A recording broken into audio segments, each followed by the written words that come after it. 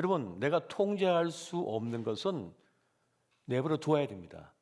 통제할 수 있는 것만 통제하면 되는 겁니다. 내버려 둘 건 내버려 두고 내가 붙잡을 것만 붙잡고 가면 되는 것입니다. 그러니까 내려놓음이라는 말이 맞는 거죠. 하나님께 의탁하고 전적인 위탁을 하고 내려놓는 것입니다. 그래서 전적 위탁의 기도라고 하는 것도 있는 것입니다. 나의 생사화복을 주님 앞에 의탁하는 겁니다. 여러분, 이미 일어난 일은 바꿀 수가 없습니다. 그걸 아무리 정죄하고 죄책감을 가지고 따져봐도 이미 끝난 건 끝난 겁니다. 우리는 인간관계 속에서 참 많은 어려움을 당합니다. 왜냐하면 우리는 관계적 존재이고 그 관계 속에서 내가 있기 때문에 그러합니다. 그런데 나를 다른 사람이 어떻게 생각하는지 내가 통제를 할 수 없습니다. 내가 아무리 잘해도요. 그 사람의 감정은 그 사람의 몫이기 때문에 내가 어떻게 바꿀 수가 없는 겁니다. 그때는 그냥 그들의 판단에 맡기고 나는 나의 삶을 충실하게 그냥 살아가면 되는 것이에요. 그들의 판단하도록 내버려 두십시오. 의심하면 의심하는 대로 내버려 두십시오. 오해하면 오해하는 대로 내버려 두십시오. 다 설명할 수 없고 다 설득할 수 없고 그 마음을 바꿀 수가 없습니다. 그냥 그의 마음은 그의 마음이고 나는 내 삶을 살아가면 되는 거예요. 의심한다면 의심한다고 내버려 주십시오. 상관없습니다. 바꿔주지 않을 것이기 때문에. 우리는 다른 사람의 생각을, 마음을 통제할 능력이 없습니다. 내 속에 일어나는 감정도 내가 마음대로 못하는데, 내 마음도 내가 어떻게 할 수가 없는데 다른 사람 마음을 어떻게 할 거예요? 내 자식도 내가 내 마음대로 못하는데 남의 자식을 어떻게 할 겁니까? 내가 존대하고 존중하고 아껴주고 사랑하면 그만인 거예요. 그 너머는 내 몫이 아니라 하나님의 몫임을 기억하시기 바랍니다. 여러분, 나의 삶은 내가 살고 그들의 삶은 그들이 살도록 내버려 두어야 하는 것입니다. 그래서 여러분, 다른 사람의 시선이나 평가, 말에 그만 신경 쓰십시오. 그 두려움에서 벗어나세요. 그렇지 않으면 다른 사람의 생각에 갇힌 인생을 살아가게 됩니다. 그것은 고통인 거죠. 그건 아픔이 되는 겁니다. 사실 사람들은요, 자신을 괴롭히는 일을 멈추지 않습니다. 끊임없이 자신을 괴롭혀요. 자신에게 있는 좋은 것을 깨닫지를 못합니다. 나에게 준 하나님의 은혜를 깨닫지 못한 채 없는 것만 따져요. 있는 건 안 세어보고 나에게 없는 걸 누가 가지고 있으면 그것만 쳐다보고 있는 거예요. 그래서 불행한 거예요. 이미 나는 충분히 은혜를 받아서 많은 걸 갖고 누리고 있음에도 불구하고 이것이 아무것도 아니라고 생각해요. 기본이라고 생각하죠. 그러나 기본이 아니라 나에게 준 축복이라는 겁니다. 자신의 아름답고 멋진 삶을 제대로 보지 못하니까 자기는 불행하다고 느끼는 것입니다. 누군가 나를 아껴주고 있어요. 나를 위해주고 있어요. 나를 위해 기도해주고 있어요. 나를 존중해주고 있어요. 보호해주고 있어요. 사랑해주고 있어요. 그런데 그걸 인정을 안 해요. 나를 안 좋아할 거야. 나를 싫어할 거야. 나를 속이고 있는 거야. 자기 혐오에 빠진 사람은 아무리 좋은 말을 해줘도 그걸 받아들이지를 못해요. 수용을 못해요. 본인의 문제입니다. 다른 사람의 문제가 아니라. 이게 제일 안타까운 일인 거죠. 충분히 아낌을 받고 있고 충분히 존중을 받고 있고 충분히 지금 위함을 받고 있음에도 불구하고 그걸 인정을 못하는 거예요. 스스로가. 나는 행복하면 안 돼. 나는 불행해야 돼. 난 원래 나쁜 사람이야. 나는 쓸데가 없는 사람이야. 자기 혐오에 갇혀있는 일이 많아요. 사실은. 안타깝습니다. 여러분, 그렇다면은 우리는 그를 위해 중보기도 해주고 아껴주고 위해주고 존중하지만은 더 이상 할 수 없습니다. 내버려 둬야 됩니다. 그 너머는 하나님의 몫입니다. 근데 많은 이들이 자기가 하나님이 되려고 해요. 그 사람 마음을 다 바꿀 수 있고 해결해 줄 수 있다고 생각해요. 그러다가 같이 물속에 빠지는 거죠. 내가 할 수 있는 일은 내가 하지만 그 너머의 일은 하나님의 일임을 명심하시기 바랍니다. 여러분, 누군가 큰 성공을 거두었습니다. 친구가 좋은 일을 만났습니다. 그러면 폄하하지 마십시오. 그냥 인정해 주십시오. 잘 됐다고. 축하해 주시면 됩니다. 비교하지 마십시오. 폄하하다가 내가 고통받습니다. 끌어내린다고 끌어내려지지 않습니다. 안 망합니다. 그냥 축하해 주시면 되는 거예요. 그리고 자극을 받으면 되고, 그리고 영감을 받으면 됩니다. 아, 저렇게 하니까 부자가 되는구나. 저렇게 하니까 화목하구나. 저렇게 하니까 행복하게 살아지는 거구나. 따라 하시면 되는 거예요. 어른의 우정은 만들기도 어렵지만 지키기도 어렵다는 말이 있습니다. 이상하게도 그 많은 친구가 다 어디 갔지? 사라져 버렸어요. 나이가 들수록. 이거를 잘 이해를 못해서 멀어져간 친구 때문에 상처받는 분들이 있습니다. 떠나간 교인 때문에 힘겨워하는 목회자가 많아요. 그런데 그것은 우정의 법칙을 잘 몰라서 그렇습니다. 많은 분들이 자기 죄책감과 혹은 정죄감에 빠져버려요. 그를 원망하고 미워하든가 정죄하든가 자기를 자책해요. 그런데 그것은 우정의 법칙을 몰라서 그래요. 여러분, 우정을 떠받치는 세 가지 기능이 있다고 있습니다. 그 기둥은 먼저는 검접성이고, 두 번째는 타이밍이며, 세 번째는 에너지입니다. 근접성이라고 하는 게 있어요. 가까이 있다 보니까 친해진 거예요. 초등학교, 중학교, 고등학교, 대학교 같은 직장에 오래 있다 보니까 친해진 거예요. 보통 친구가 되기 위해서는 74시간이 필요하다고 합니다. 가까운 친구가 되기 위해서는 200시간이 필요하대요. 근데 초중고 같이 공부하다 보면 친해집니다. 가까이 있으니까. 가까이 있음으로 친해진 거예요. 또 타이밍이 있습니다. 어떤 인생의 단계를 만났는데 똑같은 어려움이 있는 거예요. 똑같은 입시에 어려움이 있는 거예요. 똑같은 직장 문제가 있는 거예요. 똑같은 자녀 양육에 문제가 있는 거예요. 그래서 그 타이밍에 어울릴 수가 있는 거예요. 그래서 마음을 서로 공감하고 어려움을 서로 이해해 주게 된 거죠. 또 자식들의 어려움을 보면서 부모님 입장이 되면 또 친해집니다. 그리고 세 번째는 에너지입니다. 그런데 이 에너지는 설명하기가 참 힘든 거예요. 이 에너지의 흐름에 따라서 관계에 변화가 생기거든요. 훅 들어왔다가 훅 나가요. 어떤 기점에서 같이 대화가 통하고 어떤 마음이 맞아서 연락이 됩니다, 서로. 그러면 친해져요. 그러다 어느 단계에 이르르면 스르륵 멀어져요. 대화가 별로 안 되고 또 여러 가지 바쁜 일들 때문에 멀어져 갑니다. 인생의 한 단계에서 가장 친한 친구였지만 생의 새로운 단계로 접어들게 되면 자연스럽게 멀어지게 되는 거예요. 이것을 이해할 수 있어야 됩니다.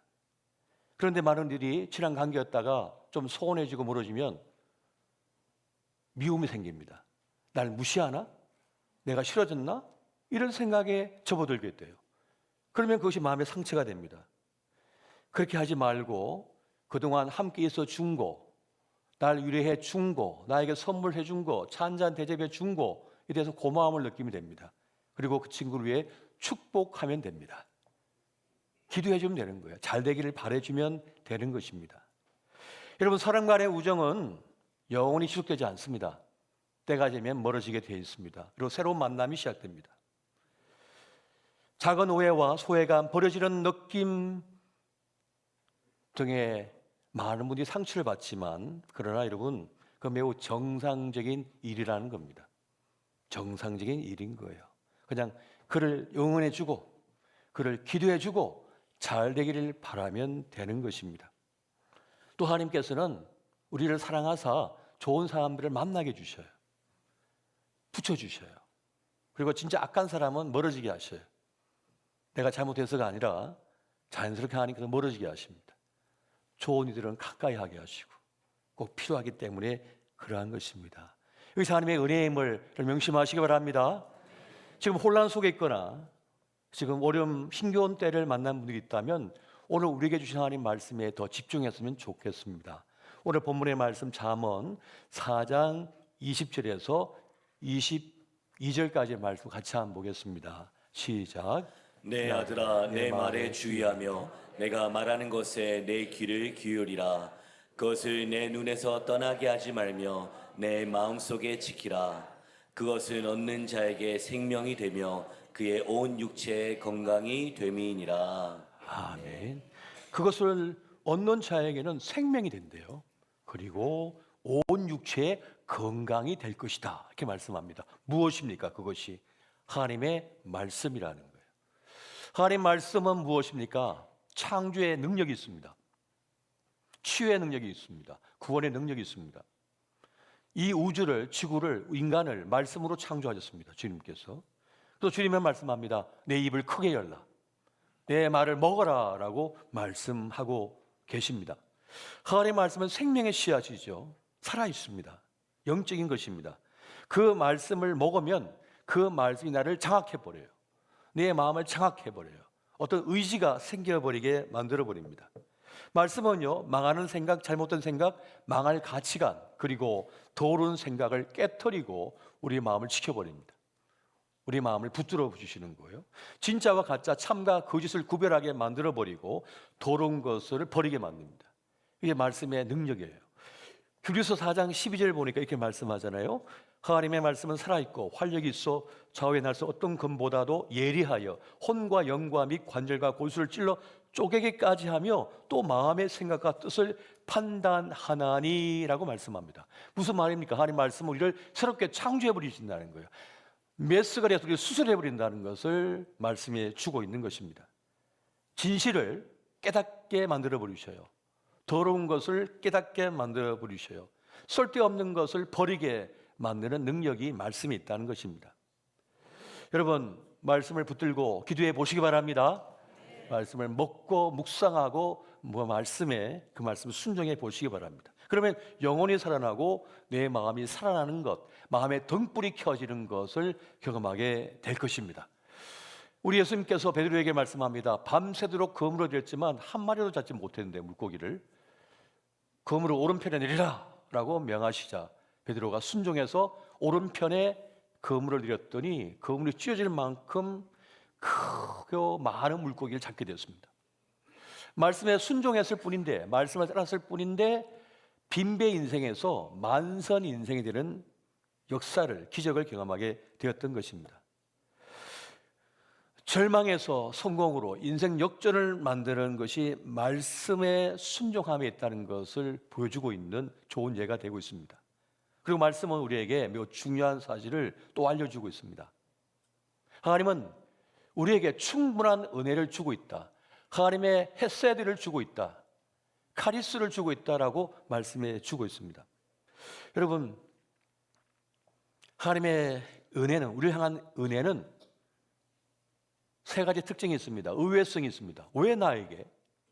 두 번째는 유일성이 있습니다. 꼭 맞는 거.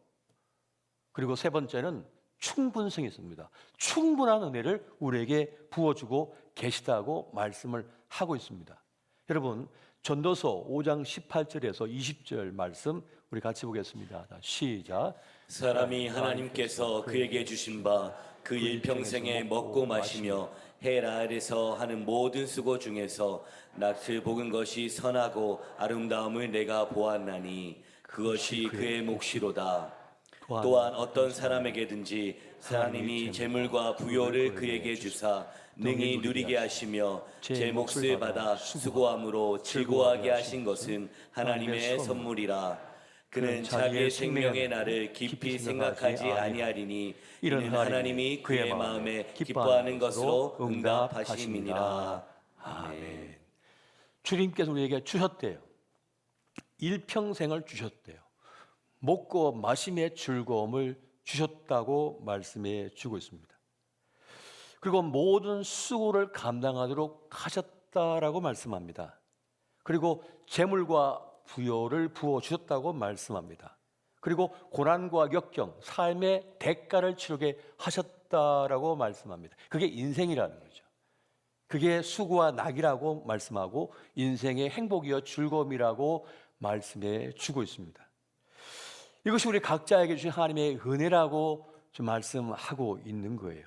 그렇기 때문에 이것을 받아 누리는 것이 마땅한 바이고 또 그렇게 즐거움을 누릴 수 있어야 된다고 말씀해 주고 있습니다. 근데 우리는 하나님 말씀보다는 세상의 말에 더 귀를 기울이며 살아갈 때가 많습니다.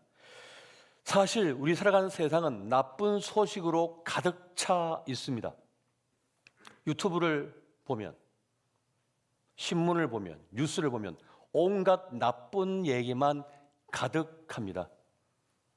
우리 끝났다, 우리 망한다, 우리 소망 없다, 소멸한다, 이런 얘기만 계속하면서 약을 팔아요. 그래서 이거 먹어야 된다고, 이거 가입해야 된다고, 이거 누려야 된다고, 이거 입어야 된다고. 결국은 그 얘기에서 조회수 놀려가지고 돈벌이 하고 있거든요. 다 그런 식이에요, 세상은. 그래서 다 절망합니다. 다 조종당합니다. 다 슬퍼합니다. 통곡합니다. 근데 제가 볼 때는요, 우리 사는 세상 현재는요, 역사상 가장 풍요로운 때를 살아갑니다. 가장 풍요롭고 가장 안전하고 가장 즐거운 때를 우리가 살아가고 있거든요. 그런데 이것을 깨닫지를 못하고 있어요. 이것이 큰 문제가 되고 있는 겁니다. 여러분, 백일잔치 왜 합니까? 돌잔치 왜 합니까? 환갑잔치 왜 했습니까? 다 죽었으니까요. 너무 일찍 다 죽어버려서 그런 거예요. 왕조도 마찬가지입니다. 대궐에서도 똑같아요. 왕자들이 얼마나 많이 죽었어요. 그래서 그렇게 많은 후궁을 뒀잖아요. 하도 많이 죽으니까. 지난 세기들을 보십시오. 평균 연령이 40, 50대예요. 그래서 환갑잔치를 했단 말이에요. 근데 지금은 환갑잔치 하면 왜 하냐고 그러잖아요. 칠순도 요즘은 민망해요. 하도 건강하니까, 오래 사시니까. 그러니까 이전 세기보다 우리가 얼마나 건강하게 잘 살고 있습니까? 얼마나 좋은 약들이 많습니까? 얼마나 풍요롭습니까? 그런데도 우리는 불행하다, 우리는 끝났다, 우리 소멸한다, 소망 없다고 떠들고 있습니다, 세상이. 여러분, 속지 마시기 바랍니다. 그 어느 때보다 여러분 행복하신 것을 믿으시기 바랍니다. 이전에는 조금만 전염병 생기면 아이들 죽었다고요. 아이들 장성한 걸 못 봤다니까요. 요즘 왜 치매 이런 것이 문제가 됩니까? 옛날에는 치매가 없었습니다. 일찍 돌아가셔가지고. 그런 게 없었다고요. 오래 사시니까 치매 문제가 생기고 여러 가지 나이 들어서 생기는 병들을 우리가 보고 있는 거잖아요. 전에는 없었어요. 일찍 다 가셔가지고. 그런데 우리는 불행하다고 느껴요. 근데 그렇지 않습니다. 대한민국이 얼마나 안전하고 얼마나 좋은 나라인지 몰라요. 정말 괜찮은 나라예요. 나가 살아보시면 금방 깨닫게 됩니다. 이렇게 좋은 나라가 있나 싶을 정도예요. 여러분, 다른 사람의 시선이 아니라 하나님 은혜 안에 살아가시기 바랍니다. 일론 머스크인가요? 뭐 한국이 세계에서 제일 먼저 소멸할 거라고. 웃기지 말라 하십시오. 누나 빨리 소멸하지 말라 그러십시오. 소멸할 것 같았으면 지금 전쟁하고 있는 나라가 다 소멸됐겠죠, 이미. 기아와 가난에 찌들고 있는, 맨날 내란이 일어나고 있는 그런 나라가 소멸했겠죠. 근데 소멸했습니까? 소말리아가? 아프리카가 소멸했습니까? 여전히 건재합니다. 속지 말아야 됩니다. 약 팔고 있는 거라고요. 무엇보다 하나님의 은혜가 우리에게 작동하고 있음을 믿으시기 바랍니다. 끝날 것 같은 일제시대 때 끝났죠. 나라 이름도 뺏겼었는데, 아들, 딸 다 뺏겼었는데, 그때 이미 끝났겠죠. 임진왜란 때 끝났겠죠. 근데 그때도 안 끝났는데 뭐가 끝납니까? 이렇게 잘 나가고 있는 나라인데 속어서는 절대로 안 된다는 겁니다. 여러분, 우리는 은혜로 왔다가 은혜로 가고 있음을 믿으시기 바랍니다. 은혜로 살고 또 은혜로 구원받는 것입니다. 그것이 우리의 삶입니다. 나의 나된 것은 하나님의 은혜로 된 것이라고 사도 바울이 고백을 했습니다. 마찬가지로 나의 나됨, 우리의 우리됨은 하나님의 은혜로 된 것임을 명심하시기 바랍니다. 나는 은혜로 살고 있다, 나는 은혜로 살고 있다라고 하는 이 사실을 믿고 나아갈 때 우리는 흔들림 없는 내 삶의 길을 뚜벅뚜벅 걸어갈 수 있는 것입니다. 여러분, 원망하지 마십시오. 미워하지 마십시오. 내 인생입니다. 내 인생이니까 살다 보니 이런 일도 만나고 저런 일도 만나고 병도 만나고 또 좋은 사람도 만나고 나쁜 사람도 만나는 거죠. 이게 인생이죠. 짝퉁 인생이 아니니까요. 우리는 올 사람은 오고 갈 사람은 갑니다. 너무 사람 때문에 아파하지 말고 힘들어하지 마십시오. 우리 삶을 선하게 이끌고 계신 하나님의 은혜가 있는 겁니다. 지금도 역사하고 있고 이끌고 있는 것입니다. 톨스토이가 그런 질문을 던집니다. 그 유명한 세 가지 질문이 있습니다. 세상에서 가장 중요한 시간은 언제인가? 세상에서 가장 중요한 사람은 누구인가? 세상에서 가장 중요한 일은 무엇인가? 톨스토이의 답은 이렇습니다.